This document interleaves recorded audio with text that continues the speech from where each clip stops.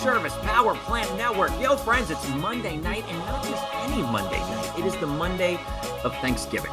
Howard and I were just talking behind the scenes. Howard Cantrell, who is our guest tonight from TriMark, and we were both saying he was saying how Thanksgiving is like his favorite holiday. And I would echo that on my end. You know, a week to intentionally choose gratitude, to get to reach out to people in my life who've been great, to simply celebrate whatever it is that we get to experience in terms of health or relationship or career, all the different elements of our life that mean something to us is pretty awesome. And I'm super glad you chose to join us this Monday before Thanksgiving. A couple of things. First, I'm growing my beard. Usually I have a clean face, but I'm growing my beard because it's Movember. Yo, fellas, it's Men's Health Month, which also explains I've got a big deal on my lip. I totally forgot that I had a biopsy planned. I got 6 months ago, I had a freckle growing on my lip, and I went and saw a dermatologist. She says, it's fine. Just come back if it's growing. It was growing. So I went back today. They cut it off.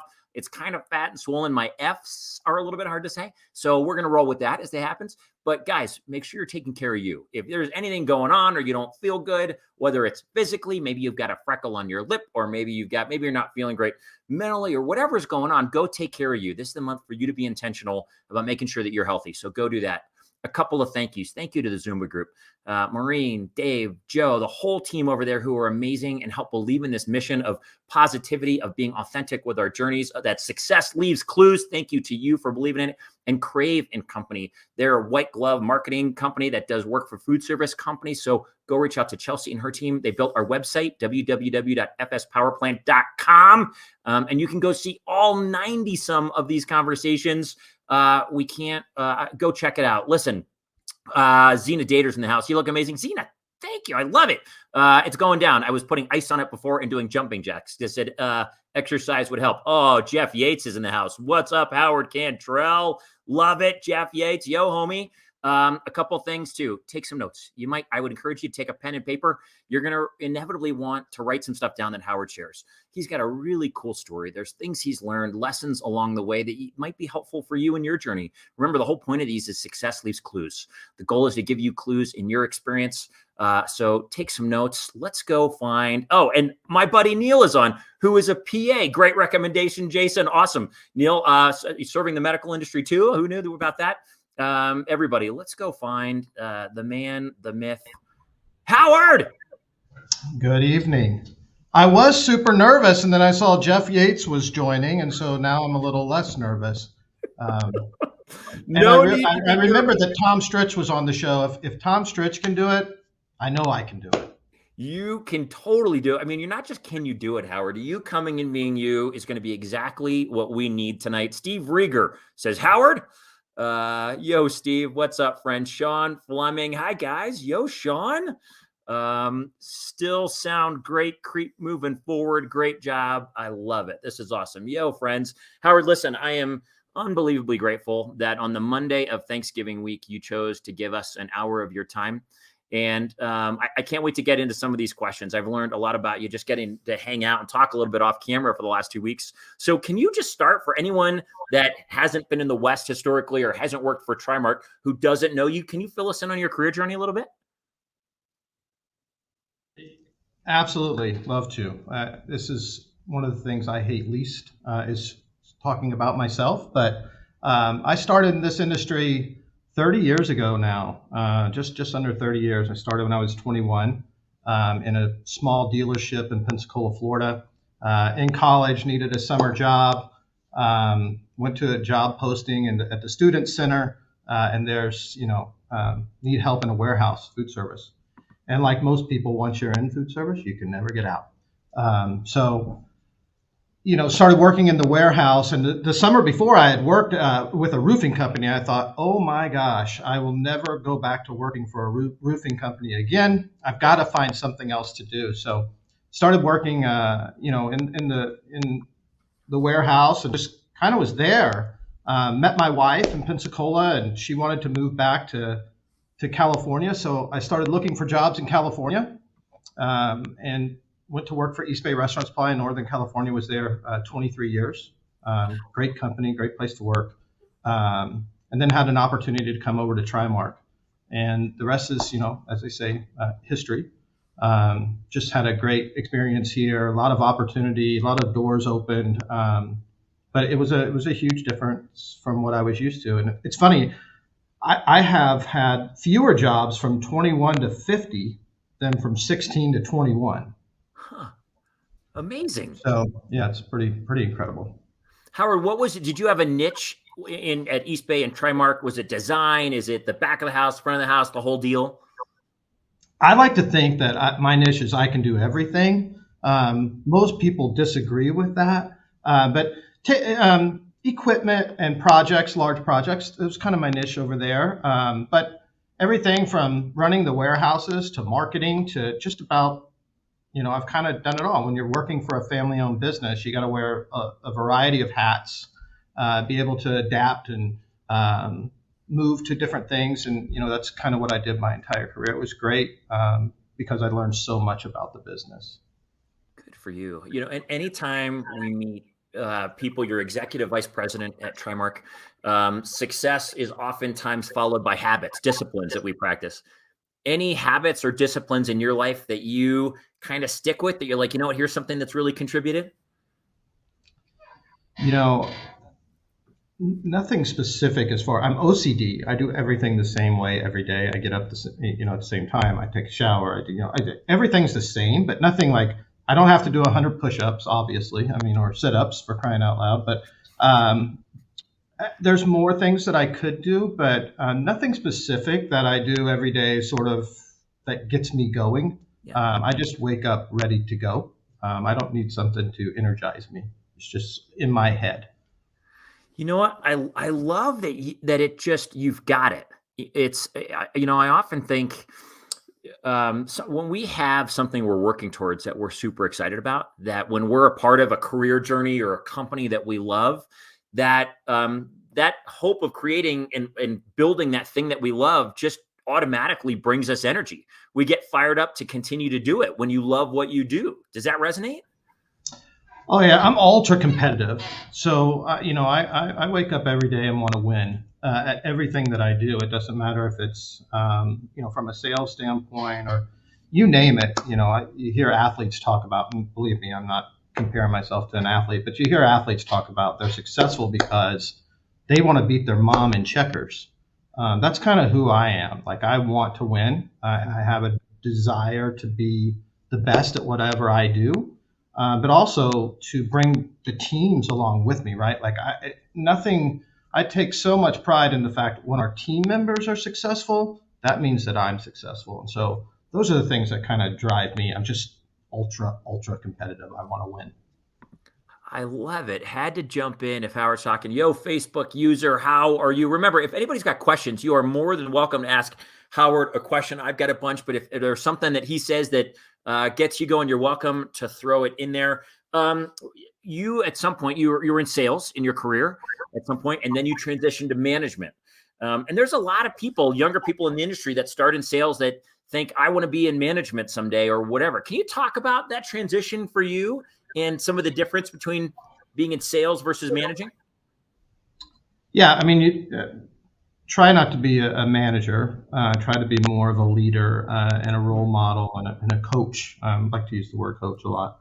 But I always say, like in sales, you're selling a product, right? In management, in leadership, you're selling a strategy or a vision, or a lot of times even as yourself, you're selling that. And so that's what's important. You're always getting buy-in from someone, whether it's an employee or a customer, no matter what position you're in. But taking the key is, I think, with leadership or any management is listening. And that's why I like to use the word coach more than mentor. The best coaches listen, right? And they respond. They're there to help and assist and teach you how to be better. And that's the most important part for me. And it took me a long time to learn that, right? I was in management for a long time before I realized, hey, you probably need to start listening to people a little bit more. But I think I'm almost there, where I try to listen. I at least know that, hey, you need to do a better job of listening and not so much of the instructing. I think, Howard, being cognizant of it is the biggest step, certainly the first step and the biggest step, just recognizing I need to listen more. And it's something that you'll always be working on, that I'm always working on. And I think that's huge. Michael Keck. Okay, sorry about that, guys. I'm looking at my phone now. Michael, I see you. You can always go to, sometimes it doesn't pull up your name, StreamYard/Facebook, and enter your name and we can see you in here. Michael, yo, brother from Austin. Great to see you. Probably need to change my settings, do what we just talked about. Here's a great question from our buddy Jason Hartman.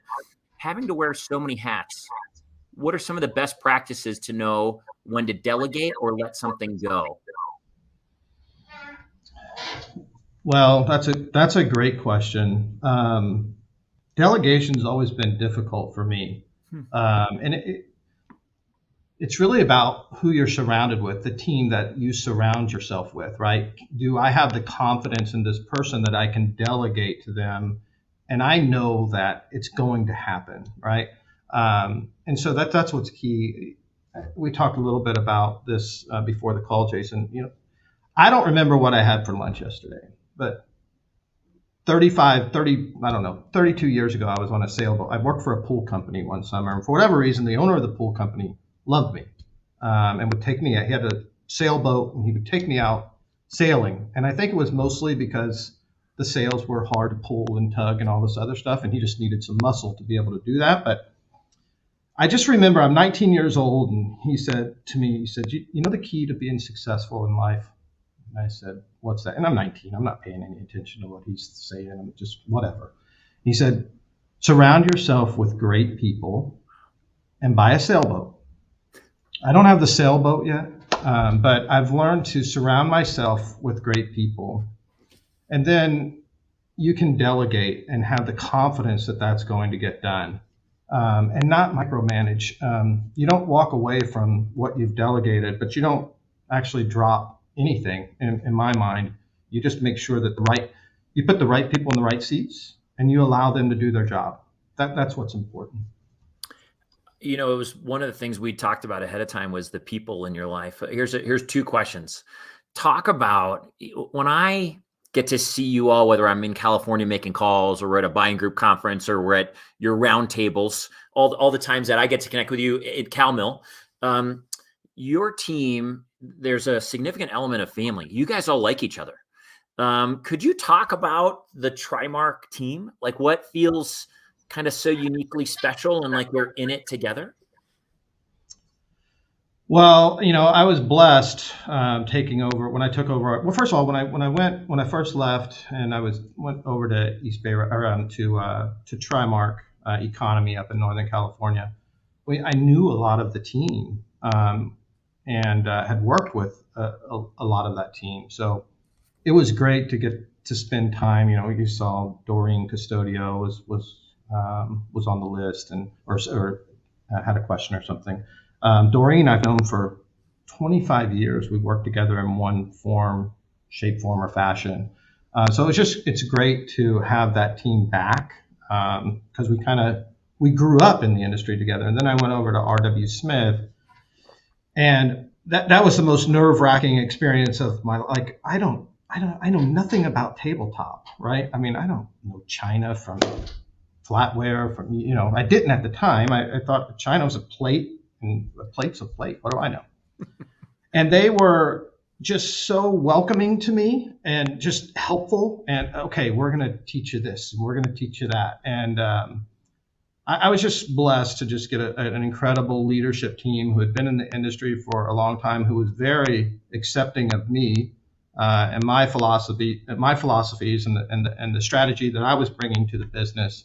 And just across the board, that entire I always say 2019 was the most fun I've ever had at work. I mean, it was just getting to know that group of people from management all the way through. It was incredible. And Alan Keck, Patrice Hagan just deserve a ton of credit for all that they did to build that business because it was just an incredible group of people.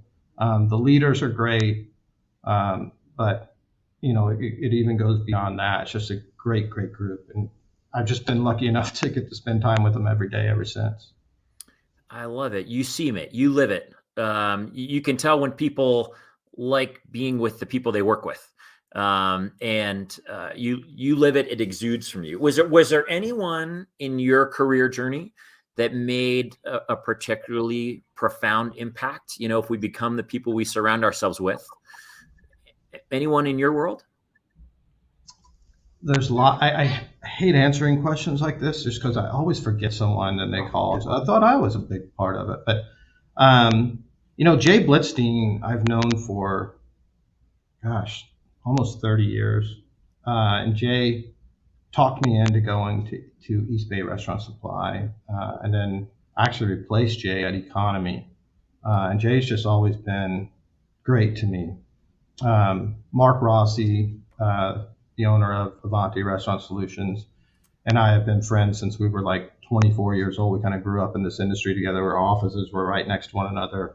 I'm just so impressed, proud, and happy for Mark and what he's accomplished. But he's someone that I talk to once a week just for advice, whether it be personal or professional. So it's been great to have him sort of in my corner. And then Scott Shum in Northern California, who was the Hobart rep for Northern California for a long time, has always been just kind of a rock for me. Someone I could call him right now, and he'd take my call and give me advice and sound advice and help me through any situation I was in. So those three have been key. And there's so many more. Like I could name off so many. I love, one thing I love in that, Rossi, of course, Mark is a competitor of yours, and you all kind of grew up in the industry together, like you talk about. And I think one of the things that's special about what we do is we change roles, we grow, we end up at new companies, and we end up competitors with people at times who are our friends. But the ability to still remain close on a personal level and support each other and encourage each other, even while you compete on a level, I think is a real gift. I love that both of your friendship and relationship with one another continues in such great ways. I want him to win, except when he's competing against me. Any other time, I'm in his corner. I've got his back. But if it's head to head, I want to win in that situation. And work aside, if it's golf, if it's anything else, I crush the guy. But work wise, he's been a real mentor for me and someone that I look up to in this business. I love it. Chuck Kiley out of Ohio. Yo, Chuck. Hey, brother. Traction. Right people, right seat. It's funny. I was talking about traction on the ski slopes yesterday with my brother-in-law, who helps run a big wine company. And I said, have you read this book, Traction? And do you know EOS? And so I think they're looking into it. Okay, I'm going to take a left turn. Transitioning from sales to leadership to coaching, or transitioning from one company to another, or from contract and design to selling plates. There's challenge in all that. And it's sometimes easy for anyone to we look up to people, you as being one of them, and think, oh, they just sail through it all. It just must be a cakewalk. They just must be gifted at it. Is that the reality of transition in your world? Or can you share a little bit more about what transition has really looked like? The first year I was at TriMark was probably the most difficult year of my career. Just, I'd come from a family-owned business where you're a big fish in a smallish pond. Then you come over to TriMark, and that year TriMark had just won Dealer of the Year. And if you look at the magazine that year of the leadership at TriMark, it was the who's who of food service. And so you're sitting in these meetings, and there was really no Teams calls back then, but you're sitting in these meetings and going to NAFM, having dinner with Jerry Hyman and Kim Renza, and these just powerful, smart, incredible people in the food service. Tom Wineclaw, Marty Monet, and you're thinking, I don't belong here, right? Like I just schlepped pots and pans, some kid from Pensacola, Florida. Like, I don't know how I got to this day. I'm glad I'm here, but I probably shouldn't talk because I have nothing to say that they're going to find interesting or that they don't already know. And so it was challenging to the point where I struggled to, speak in meetings without having just full-on panic attacks. It was extremely, extremely difficult. I wanted no part of being in a meeting. with any of the group really, because I just wasn't sure if I brought any value. I questioned, did I make the right move? Do I belong with this group? Do I belong with a smaller company, doing the things that I've always done in my career? But I was super lucky that group really saw value in me and sort of brought it out of me. But at the same time, like, I went through a lot. Like, I went as far as, my wife I was saying to my wife, like, I can't talk. I mean, I freeze whenever there's time to talk. And she said, well, I have a friend who does hypnosis, and she's been able to cure a couple of friends from smoking. And I was just like, I'll try anything to get through this, because this is, I don't know what I'm going to get fired because they asked me a question and I freeze. And so I tried it. It worked. I mean, it goes after your subconscious, I guess, a little bit. And I know that sounds weird. Gosh, there's probably so many people on the call listening going, oh my goodness, this guy's, but I mean, it was difficult. It was challenging. But I got through it. Well, somewhat. There are some people who tell you that I still, don't bring much value to meetings, but I think I do. I can't imagine that. I think it's, first of all, thanks for sharing that, Howard. It's, I tell people when I went through, I'm always working on, there's always something I'm working on as it relates to my mental health or anxiety or whatever. It's something that I was born with to a degree. I had a real stretch of time that was challenging. And I tell people I tried absolutely everything. The pain becomes so significant. You're like, or this challenge or whatever, you want to stop freezing in your situation. Or I was tired of just being sad for every day. They're like, I will do whatever it takes. And so, kudos to you for your wife for saying, hey, I know somebody that helped folks with smoking. And I've heard that about hypnosis and smoking in particular, but also saying, would you want to try it? And you saying, heck yeah, let's do this. And listen, if it worked and it freed up your ability to come as you really are in these meetings. It gave your team a sense, the ability to really see what you were bringing. It was all in there. You just couldn't get it out. And I'm sure it brought you all together. So way to go. Kudos to you. Yeah, if you want to hear some great stories, talk to a few of the R.W. Smith people that were there the day I was introduced to the team, and I just froze. I was talking to someone the other day, and he goes, man, I thought when you first got up there, Anthony Ha was telling me, I thought when you first got up and introduced yourself, I thought, oh my God, what happened? We're going backwards. And so 2 days later, I got the team back together again, like the entire company, and said, I got to do this over. I got to have a do-over. That was horrible. So I did it again. He goes, I felt so much better after the second time. But yeah, it was very, very difficult. And I was intimidated by the sales team. And we have some incredible salespeople at R.W. Smith. I was like, oh my goodness, these people are so smart, smarter than I'll ever be when it comes to this industry. And so yeah, it was difficult. Thanks for sharing. This is Anisha Owens. Wow. This is Alyssa Johnson. Wow. Thank you for sharing, Howard. This is our friend Anisha. Thank you for being so candid. Tiffany Allen. Hi, Tiffany. Thank you for sharing this, Howard. That is awesome. Jennifer Darty, you bring value when you meet our huge customers and they love you. Can you say $3 million account? Love it. That's right, Jennifer. And you make sure that Matthew Harlan knows I'm responsible for that account, because he takes credit for it all the time. There you go. Let Matthew know.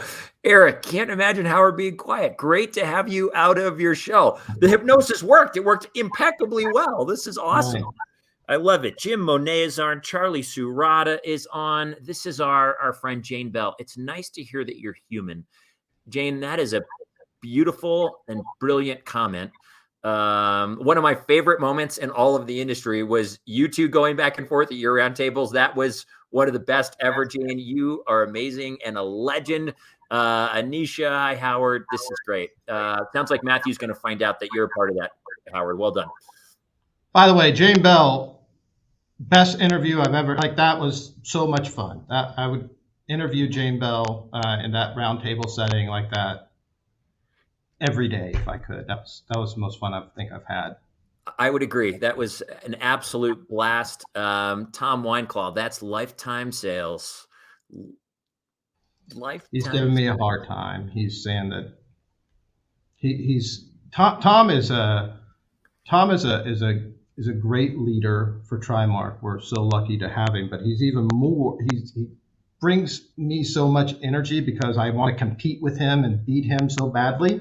So we have some intercompany challenges back and forth, which Tom usually wins. But I couldn't be more proud to work with someone like Tom Wineclaw and Karen McCain in the South. They're great. They've been such great mentors to me over the past 18, 24 months.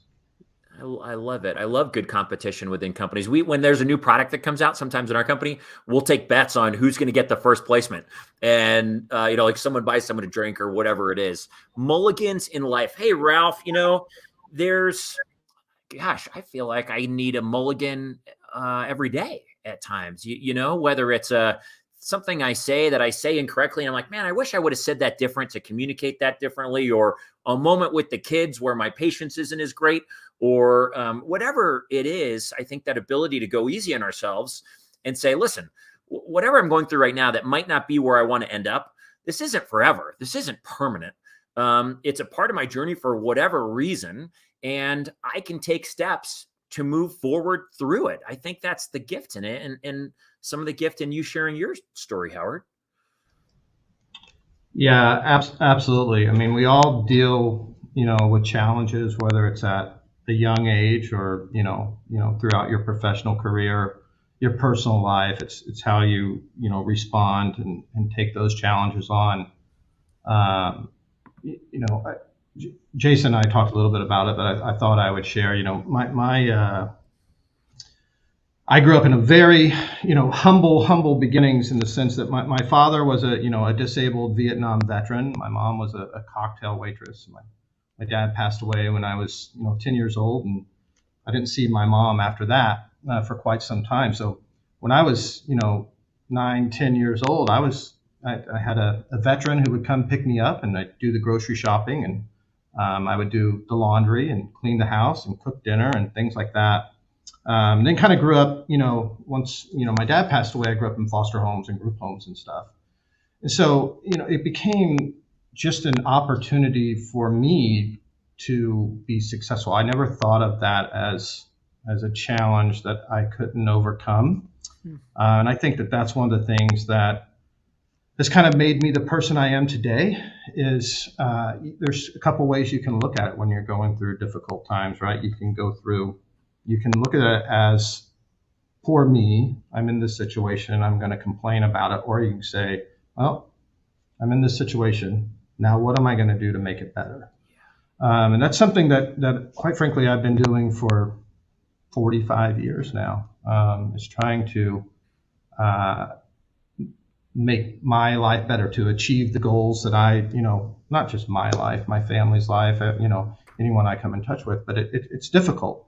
It's all about how you respond to the challenges. And I think I've been lucky through life to have great people around me to help me respond in a better way to those challenges. But it can be, it's difficult, whether you're older or younger. But how are you helping other people, I think, is also important, right? If you see someone who's struggling, how can you assist them? How can you be that friend or that coach or that mentor that they need to get through those challenges? And so I would challenge everybody to help in those situations.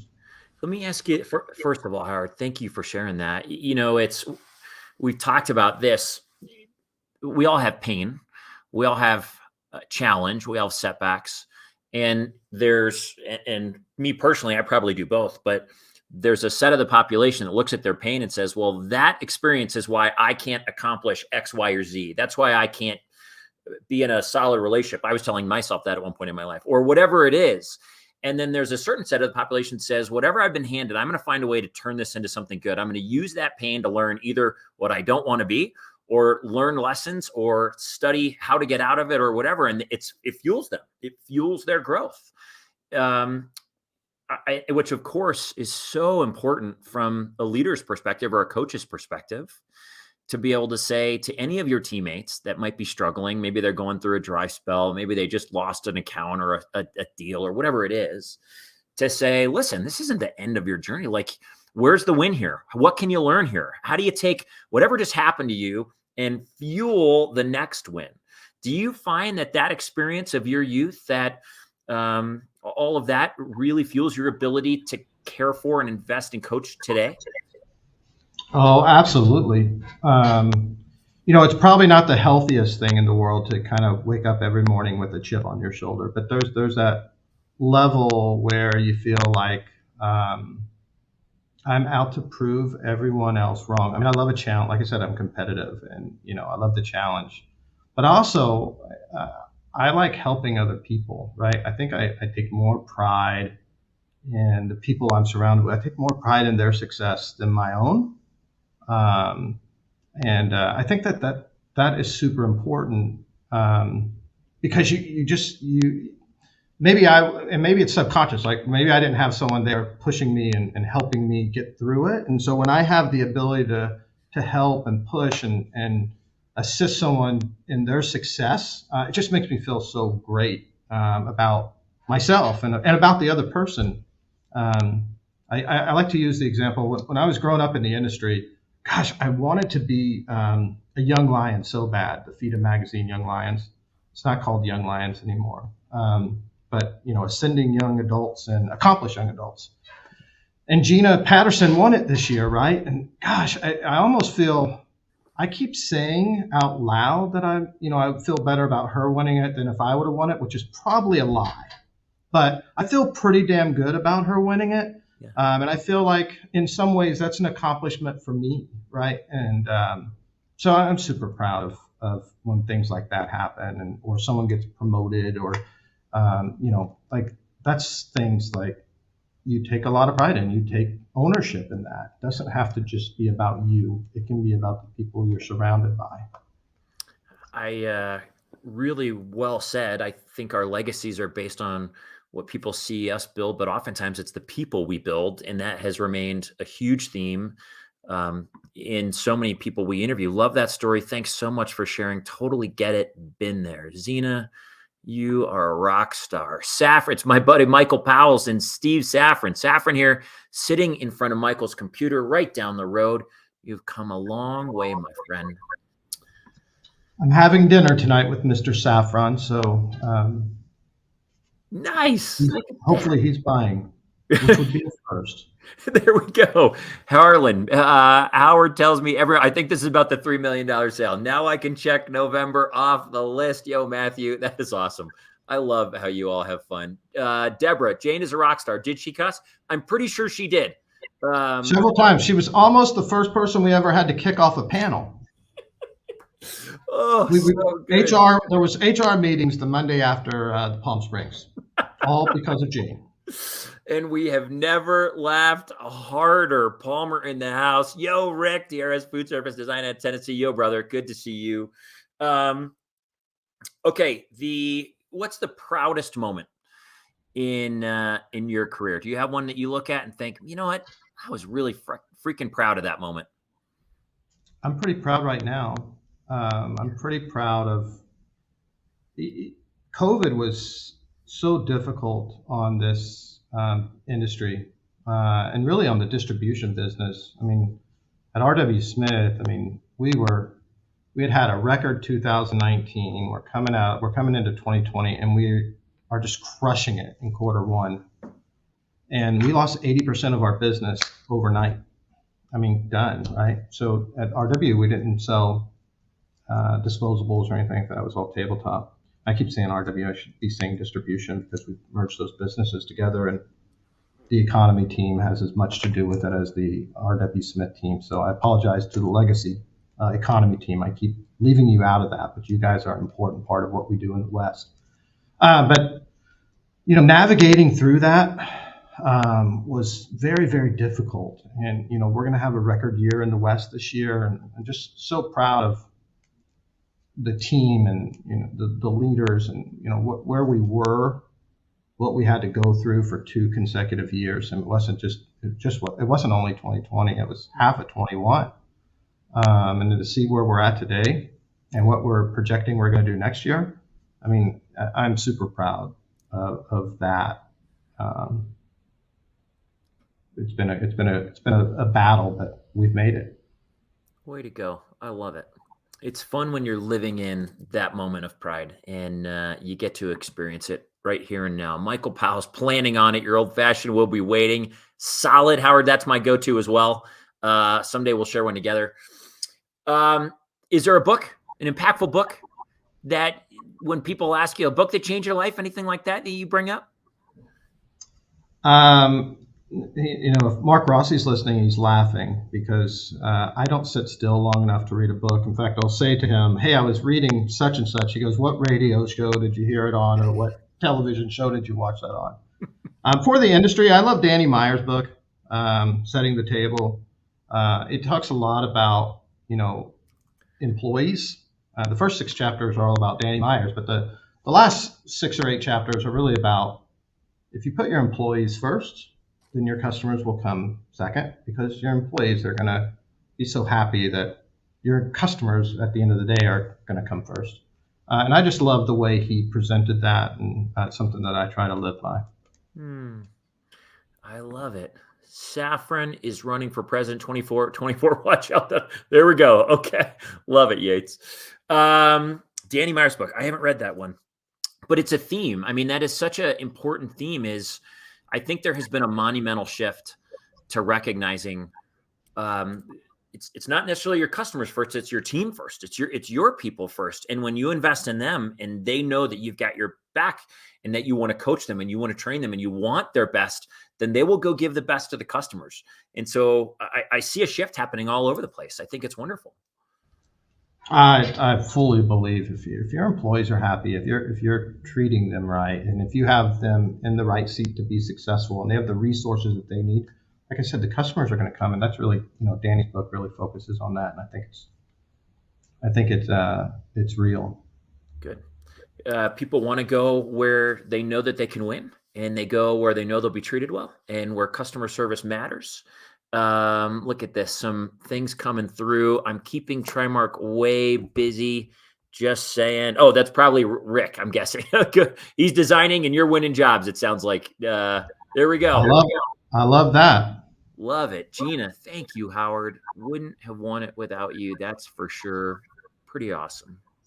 Well, she would have, right? So that's Gina. That's the other thing, is make sure that most people are rewarded for the things that they do great. Don't take credit for it as a leader, right? Make sure that they understand that's them, right? Too often you hear, "Oh, you'd be nothing without me," or "Without me, you don't win that," from managers. That's, to me, what a manager does, right? But the reality of it is the great people are going to have their recognition because they've earned it. It has nothing to do with you. Really well said and really well done. I think that's great advice from someone who gets to lead. In fact, Ralph agrees 100%, spot on. Steve, it's Annie. Very proud of you. Miss you a bunch. So Annie Rieger worked for me, years ago. Love Annie Rieger. She's incredible. And I love Steve too, but I like Annie more because Steve never worked for me, but Annie did. There we go. I get it. What is, Sandra, simple concepts, but surprising how many people miss the mark? Yeah, I think you're right on so much of what we've been talking about, whether it's investing in employees or not taking credit for teammates' wins, et cetera, all these things that Howard is talking about. Go, Howard. Still need to connect in Southern California. I can't see who that is right now, but that's okay. Reach out to Howard separately. I'm sure you will. Howard, let's end with these questions. One, I'm happiest when? When are you happiest? Wow, there's so many ways I could answer that. I'm happiest, when I'm spending time with my family, traveling, doing the things outside of work. Work related, I'm happiest when we're winning, which is most days, quite frankly. I love it. I think the most appropriate question to end with might be, on this week of Thanksgiving, what do you find yourself grateful for right now? Oh, gosh. So many things. But you asked a question about what's made me most proud in my career.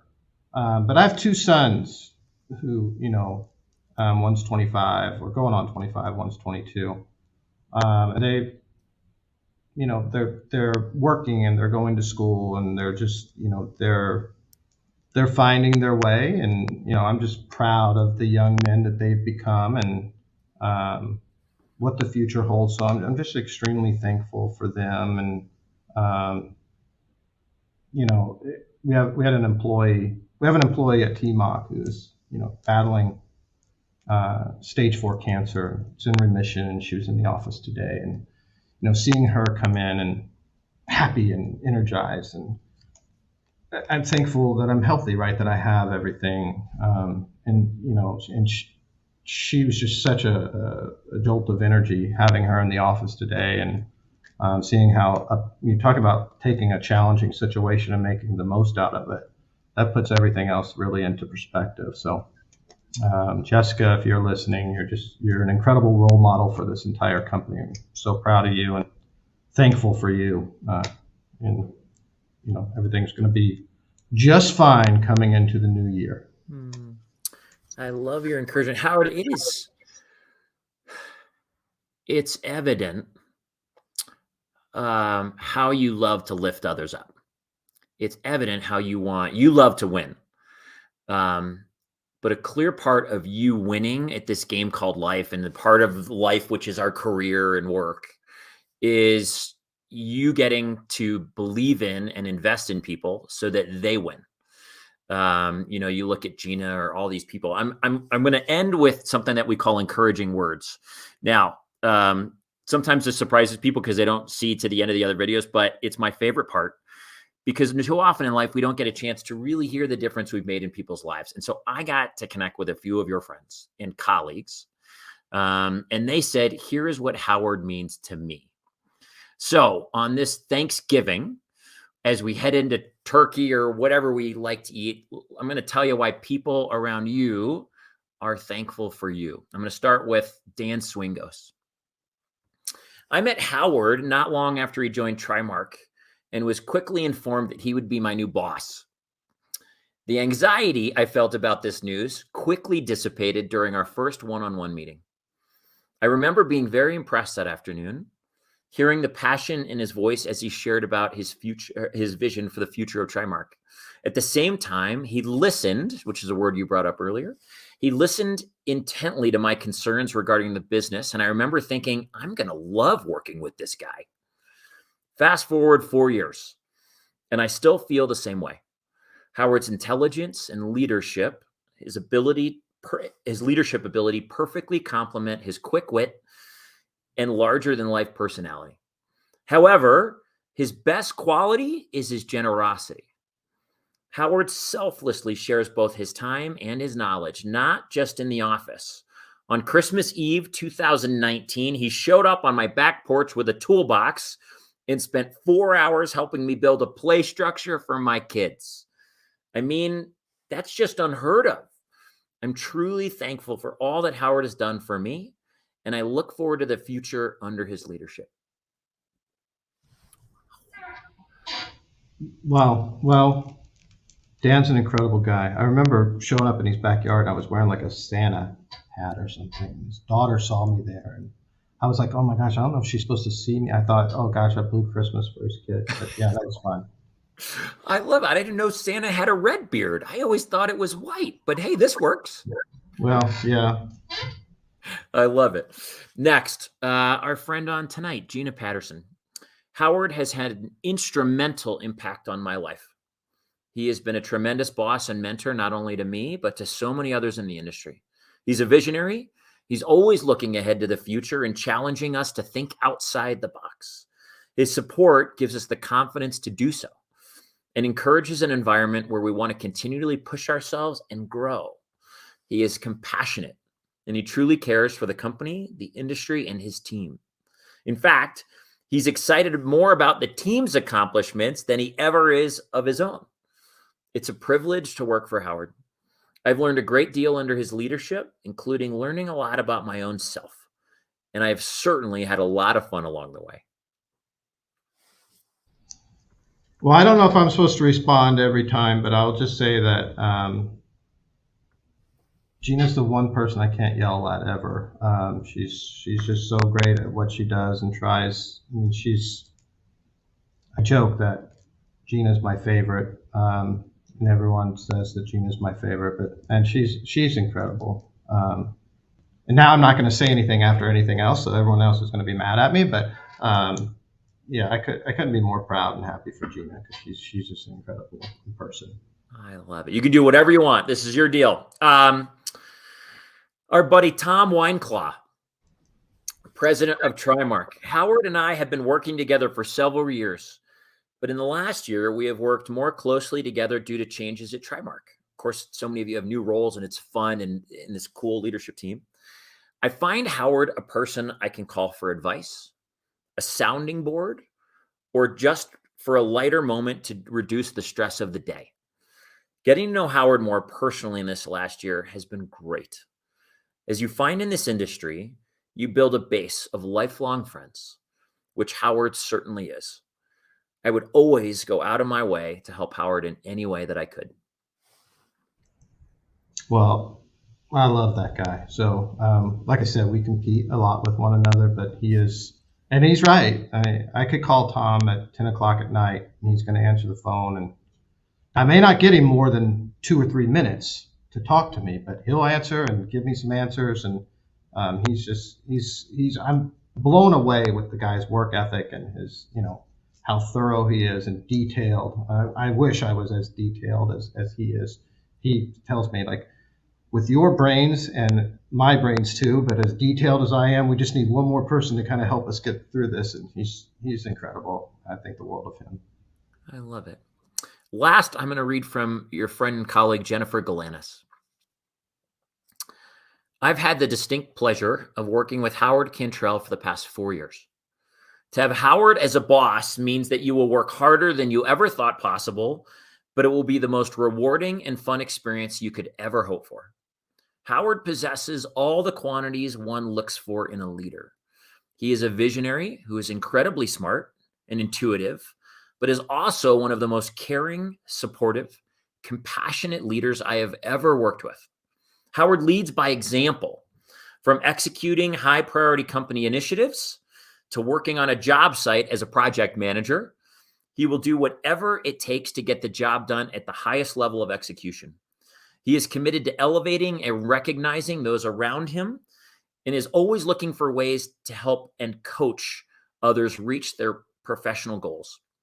I look at all the memories our team has created during our time with Howard at the helm, and it's a true testament to his leadership and his hilarious sense of humor that we have shared so many great moments over a relatively short period of time.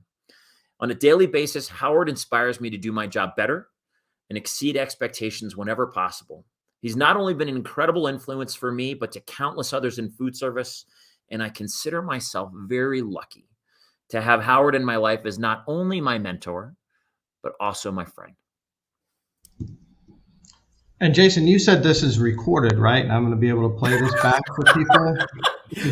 You can replay it for her. Jennifer, remember, you said I'm going to have this as like my walk-up song whenever I go. That was incredible. But Jennifer is great, and I could not be more proud of her for her recent promotion to CGO. It's so well-deserved, and she's hardworking. She's brought a lot of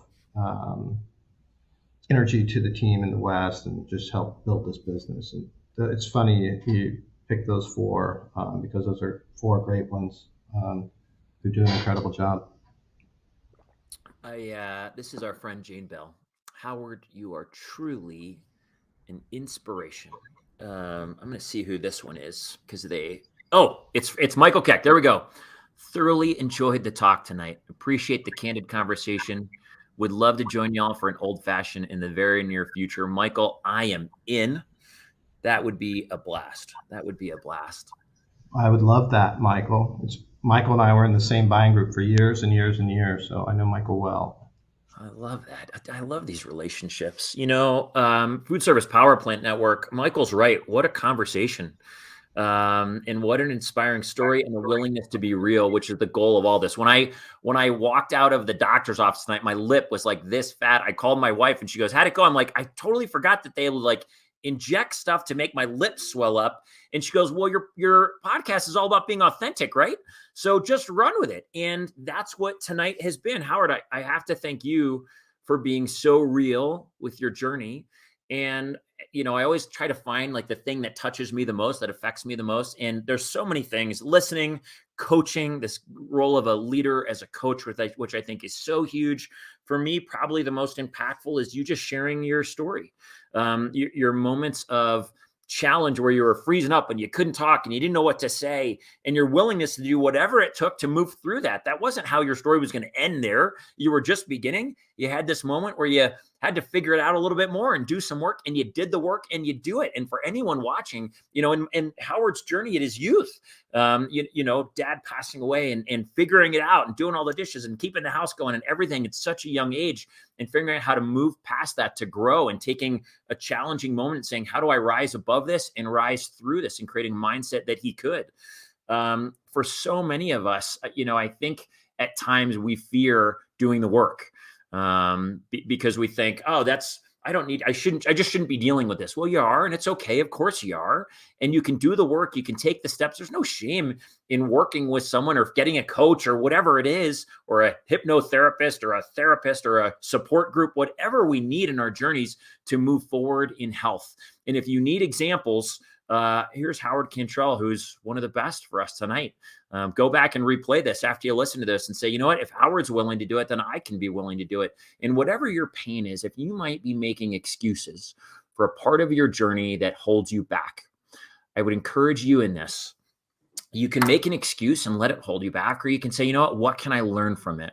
So much of, I think, about mindset, putting yourself in a mindset of winning, of growth. Howard says he loves winning, is just asking a question. How do I turn this into an opportunity for me to grow? Sometimes it's just asking the question, and you can do that in your own life. You got to be authentic and willing to figure out what it is that I think is holding me back. Maybe that I'm acknowledging, or maybe that I'm not, but go for it and run with it and grow, because you're worth it. And your story can be as big as you want. Look at this. Rodney Bridgers. Great job, Howard and Jason. Rodney from Texas. Yo, Rodney.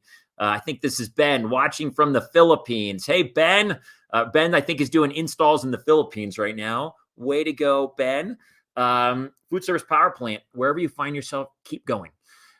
Listen, on behalf of Howard and I hope there's so much that you choose to be grateful for this Thanksgiving season. I hope there's a warm meal with people you care about and who care about you.